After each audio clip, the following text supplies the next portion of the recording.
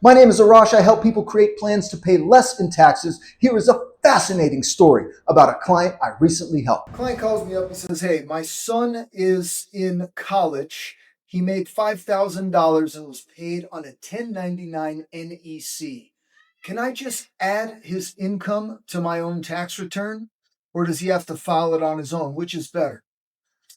My answer is that no, you cannot add his income to your tax return. That's not allowed unless it's investment income, interest, dividends, capital gains. And that comes with the whole set of stipulations. But if he made active income, like the type of income earned on a 1099 NEC, no, he needs to file his own tax return.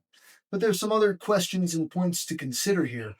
One is even though you're filing your own tax return, there's a box you can check on page one of the 1040 that says somebody else can claim me as a dependent. So the son could potentially file his own tax return and the dad can still claim him. Here's an important point.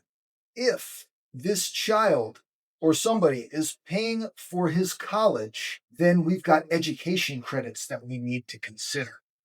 If the parents make more than $180,000 of modified adjusted gross income, they are phased out and cannot claim these education credits. So claiming their child and writing down, "Hey, we paid $30,000 so they can go to Harvard," doesn't work. Won't get you a dollar back on your tax return because you make more than $180,000. So what's the move?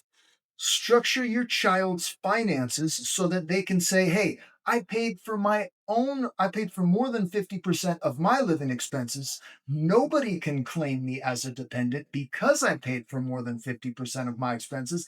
Hence, with my $5,000 of 1099 NEC income, my $10,000 of W 2 income, whatever the case may be, I can now file my tax return and take these education credits."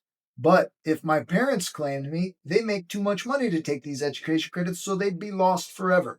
So I know what you're thinking. All right, my kid makes 5,000 bucks on a 1099, 5,000 bucks on a W2. How could I possibly state that they make enough to pay for more than 50% of their living expenses? Well, you can pay for living expenses with savings. So you can potentially gift your child $19,000 in 2025.